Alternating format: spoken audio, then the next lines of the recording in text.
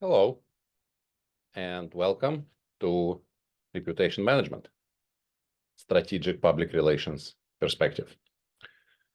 Today, I will introduce you to the outline of the class. We will talk about the logic of this course and the progression of the assignments intended for this course. So the class is organized in 7 modules.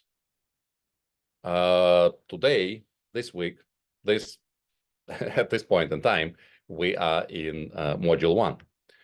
Module 1 is an introductory module. We will talk about the basic definitions so that we can continue our conversation on the same page. We will need to come to an agreement on what reputation is so that we can analyze the reputation. We need to come to an agreement on what the main terms that are used in defining the reputation, such as the identity, image, relationship.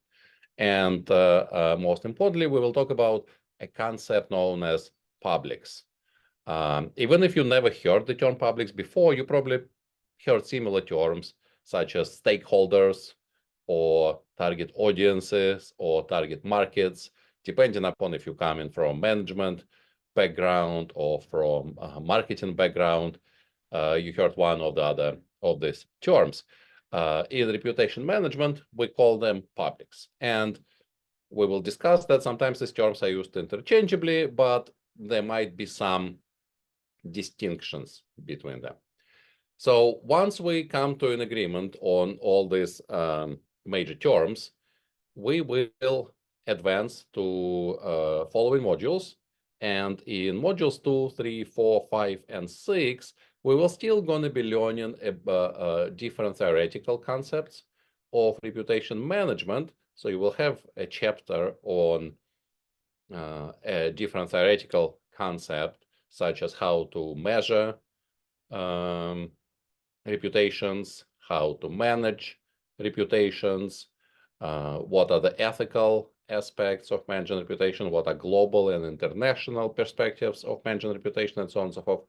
But in each of the following modules, we're also going to have a particular public, and we will specifically focus on how to manage relationships and how to manage reputations in dealing with that particular public. And so you would always have a chapter dedicated to specific public. So we will have it in module 2, we will have a chapter on employee relations, in addition to the theoretical chapter. In module 3, we have a chapter on investor relations. In module 4, customer relations, 5, government relations, and 6, media relations. And at the end of each of those chapters, there is a case study. And the case study specifically focuses on managing relationships. It provides an example of relationship management or highlights the importance of relationship management with the particular public. So for employee relations, our case focuses on employee management. At the end of the chapter on investor relations, we have a case study specifically focused on investors. And it is a job of our discussion facilitators. You will be assigned to be a discussion facilitator for one of your modules. And it is a job of discussion facilitators to study that case study, to analyze, it's a better word, to analyze a case study in detail, and then generate discussion about that case study among other students. So as a discussion facilitator, your job is to create questions, maybe post some controversial statements, maybe ask for specific examples or find specific examples, all surrounding the case study. And the purpose is to have other students respond. And the more active the discussion is on your discussion forum during your assigned module, the higher your grade. So discussion facilitators are graded based on how much of a discussion they can generate. And then other students are required to participate in this discussion by providing responses, feedback, comments, and engaging in conversation with discussion facilitators, but also with each other. And then students are graded on how meaningful and how relevant their contributions are to the discussion. As I said, each one of you will be a discussion facilitator for at least one of the modules. So in this module, you will be graded for discussion facilitation. You're not going to be graded for discussion participation, but in all the other modules, you are graded for your discussion participation as a participant. Again, more details provided on our course site. And then after we complete those 6 modules, the last module, module 7, is so-called reflection module. We don't learn any new additional information in module 7. Instead, you complete several evaluations and several reflections on what you learned in this course, on your group assignments, and how well your group worked together to, again, help me assign you final grade in this particular course.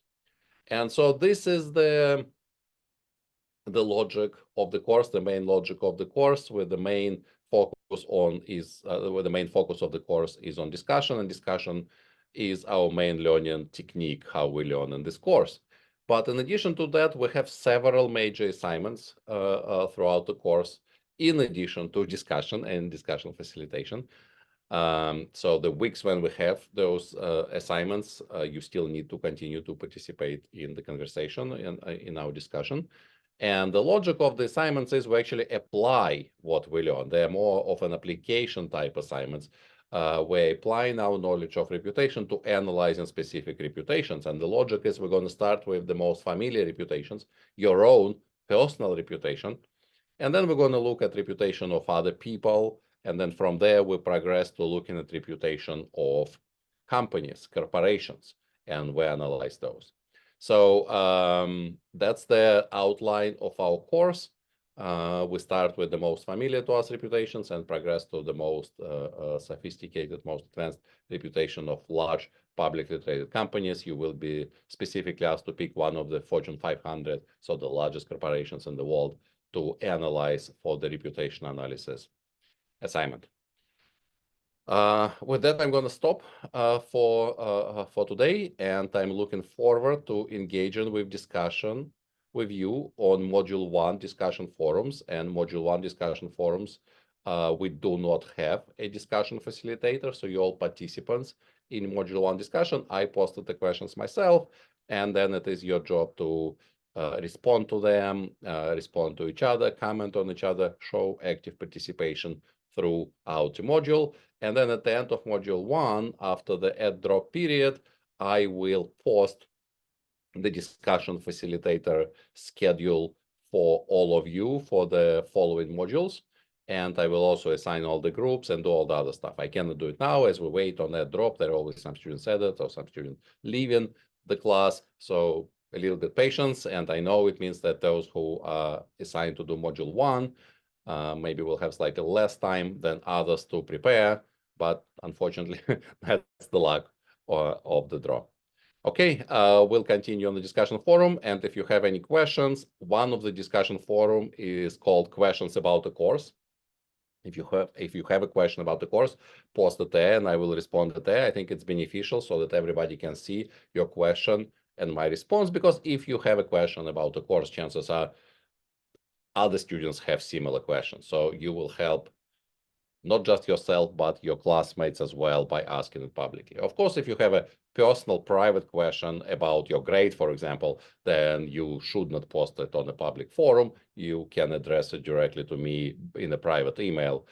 But other than that, if it's about an assignment or how to do something, then the best way is to use the discussion forum questions about the course. Okay, have a good day, and we'll continue our conversation on the discussion forum.